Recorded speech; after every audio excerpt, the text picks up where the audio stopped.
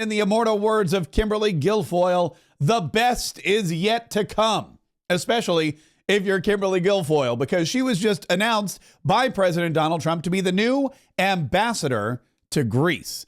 And I got to tell you, there are few jobs as amazing as ambassador to Greece. President Trump wrote on Truth Social, "Today, I am very pleased to announce the appointment of Kimberly Guilfoyle as the United States ambassador to Greece. For many years, Kimberly has been a close friend and ally.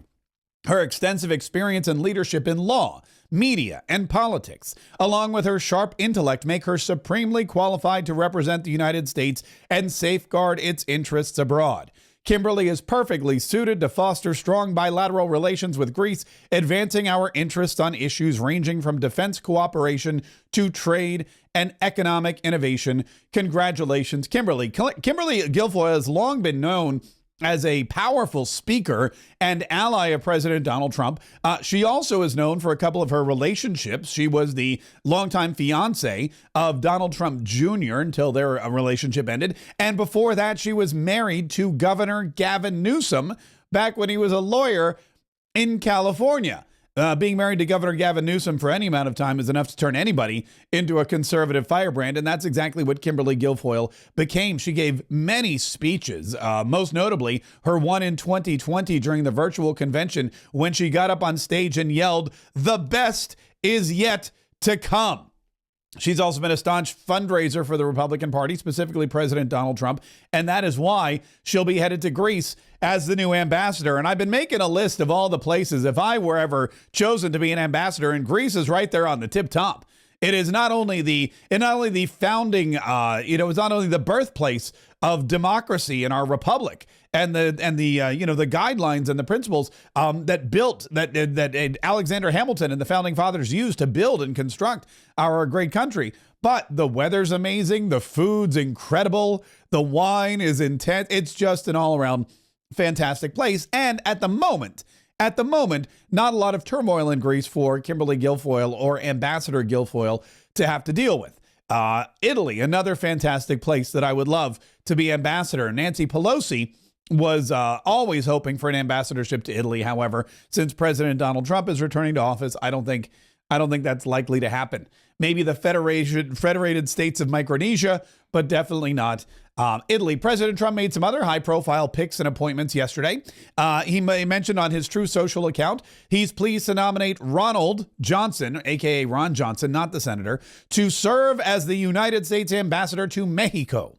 Ron will work closely with our great Secretary of State nominee, Marco Rubio, to promote our nation's security and prosperity through strong America First foreign policies. During my first term, Ron served as the ambassador to El Salvador, where he worked tirelessly with Salvadoran authorities and our team to reduce violent crime and illegal migration to the lowest levels in history. He also served our country for over 20 years with the CIA after a distinguished career in the U.S. Army as a Green Beret.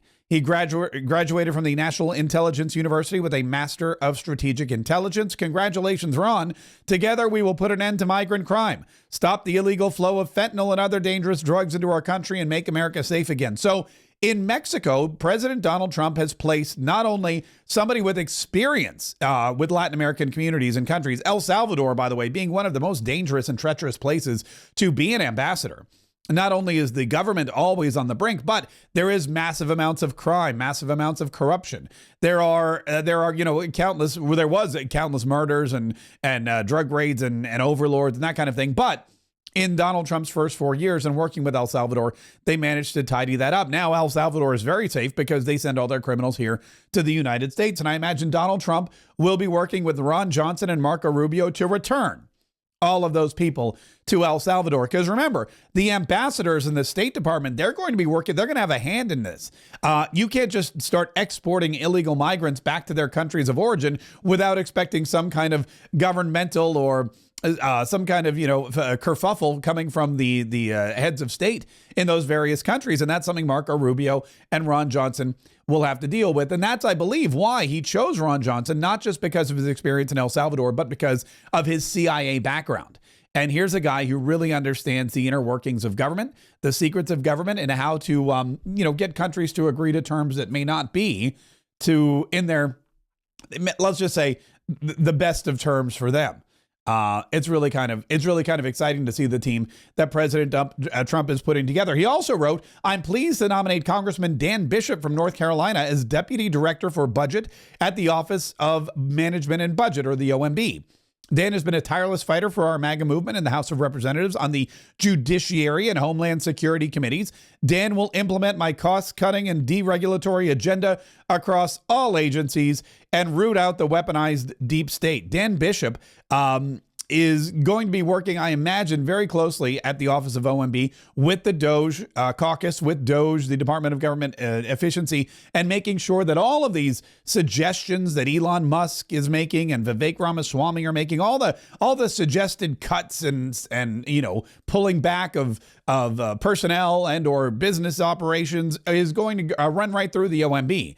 He's going to have to make all kinds of projections and that kind of thing. And I think it's nice to have somebody who is fiscally responsible and similarly minded to President Donald Trump in that role. Like I said, he's putting together a fairly solid team. Representative Dan Bishop wrote on X, "I'm so honored to be nominated by President Trump to serve in the stellar OMB team led by Russ Vought. Much work to do to fight and implement President Trump's agenda. I'm ready to get down to it. Let's go." So another very exciting moment for another Donald Trump appointee as this cabinet, as the full administration really starts to come together. And we see that we have America First fighters, not just in places like Greece, but in Mexico, in the office of, in the OMB, Office of Management and Budget, and all through Washington's bureaucracies. It'll be really interesting to blink our eyes and see what happens a year from now and see how much smaller the government is, how much more fiscally responsible the government is, how much more on track budgetarily the government is, because there are a lot of things that need to happen in order for us to truly make America great again, and a lot of them have to do with money. The less money we spend, the more money that we make, the better off we all are. The stronger we are, the richer we are, the greater we are. And that's something that President Donald Trump and his team that he's putting together clearly seem to realize. And it's why the Republican Party is becoming more and more attractive to more and more people. In fact, President Donald Trump did something which I think was kind of interesting and I think was important and also responsible. He highlighted on Truth Social some big wins that the Republican Party has had in the way of maneuvering. There's been some big wins in the Republican Party, and President Trump wanted to point them out because you got to make sure that people who are conservative and are voting for Republicans or who have come aboard the Donald Trump train, and there's so many of those people who have recently, you've got to make sure that all of those people understand that this is a goal that is worthwhile, that this is an idea and a mentality that is spreading and that is attractive to more and more people. So President Trump wrote, "A very big and successful week of wins for Republicans across the country. State Representative Susan Valdez from the great state of Florida switched her party affiliation from Democrat to Republican." That's true. Trump was the first Republican president to win Hillsborough County since 2004. She realized the Democratic, I guess you would say, I don't know, morals, the characteristics of the Democrat Party, let's just put it that way, the belief system of the Democrat Party no longer aligned with that of her and her constituents. So to truly represent her district, she said, "I'm going to become a Republican." Webb County Judge Tano Tijerna from the great state of Texas switched his party affiliation from Democrat to Republican. In 2024, Webb County flipped from blue to red for the first time in over 100 years. Republican Sid Edwards from the great state of Louisiana defeated incumbent Democrat Mayor Sharon Weston Broome to become the first Republican elected to lead Baton Rouge since 2000. Make America great again. So there are a lot of wins. The party's getting bigger. The tent is huge. There's room for everybody. And here's what's happening. A lot of these districts where they were blue, they were Democrat, but now they're flipping red. The elected officials are looking around and they're going, wow, my constituents, my area, the things that are important to the people that elected me are the things that Donald Trump has promised. So if I'm really, truly in a position to serve these folks, I need to be aligned with the president of the United States and his agenda. And that's exactly what they're doing. They're self-aligning. They're going in there going, holy crap, I'm the outlier. I'm the one that's different. I'm the one that's not representing my people. So I better make some changes. Unlike Liz Cheney, who said, I don't like Donald Trump. I don't care that everybody in Wyoming likes Donald Trump. I'm going to go to Washington, D.C. and vote to oust Donald Trump. And she saw what happened. The bitter sting of being primaried. That's what landed on That's what landed on Liz Cheney's, like a big wasp just stinging her. The primary sting gets all infected and gross, and yeah, it doesn't matter. But Donald Trump did a couple of other things on Truth Social, which I think were interesting. He initiated a new policy for foreign investment in the United States of America, and he did it in a way that only Donald Trump could do. He wrote, any person or company investing $1 billion or more in the United States of America will receive fully expedited approvals and permits, including, but in no way limited to, all environmental approvals. And in all caps, he wrote, get ready to rock, with not one, not two, but 3 exclamation points. Now, this is really interesting. He's looking around. He's saying, look, if you're investing in any country, whether it's, I don't know, Ireland or Canada or Mexico or Australia, maybe you found a very friendly investment environment in a place like India or China or even Russia. Bring your $1 billion or more here to the United States of America, because you will get expedited approvals and permits of whatever it is you want to do, whatever business you're building, whatever buildings you need, whatever upgrades to manufacturing facilities and equipment you need. You're going to get them approved quickly. And that includes environmental approvals.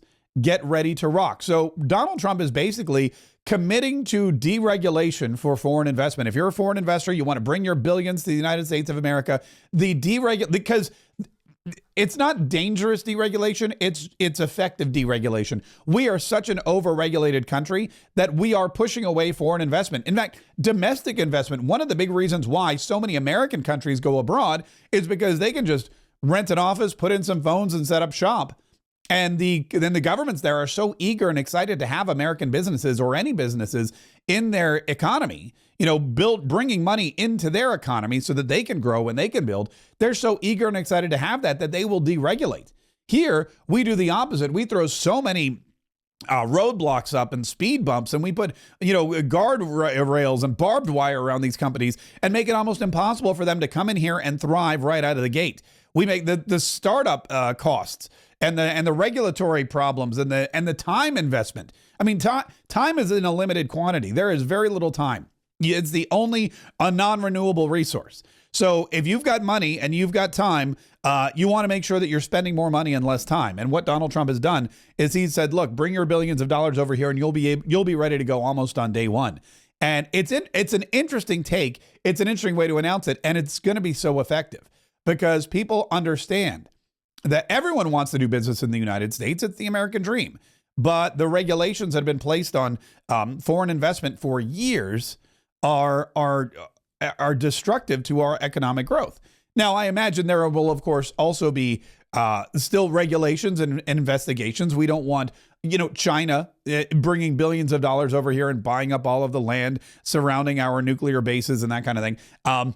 So it'll be responsible investment, but it is exciting, and we are getting ready to rock. Also, President Donald Trump wrote on Truth Social, America is going to start building monuments to our great heroes and heroines again, which this is exciting for a couple of reasons, because we went through a dark period in our country's history where our elected officials not only allowed statues and monuments to the great men and women who built this country into what it is, but they encouraged it.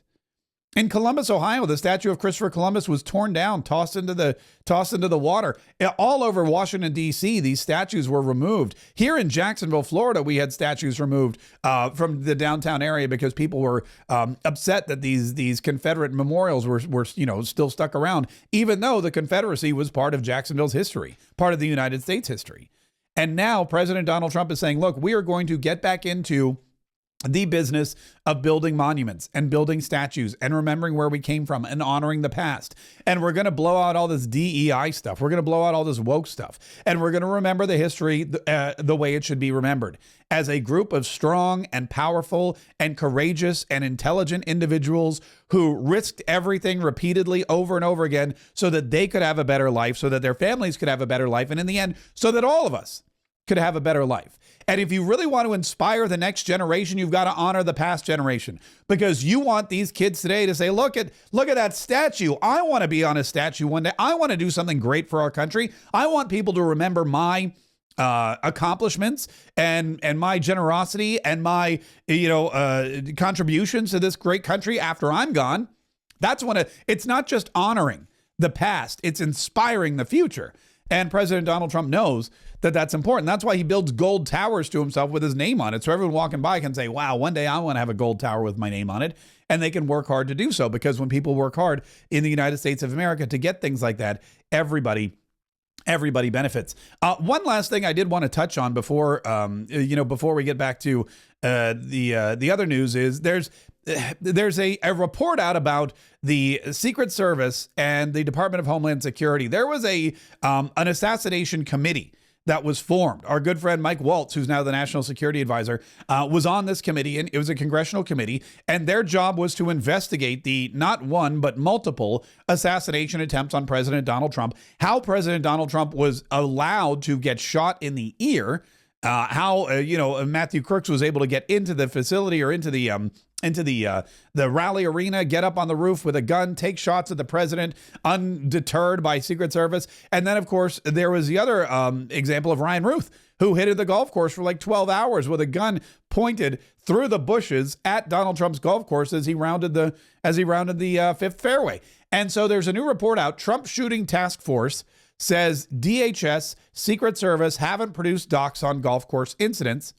The task force called on Congress to consider pulling Secret Service from DHS, from the Department of Homeland Security. So the Secret Service for years was part of the Treasury Department.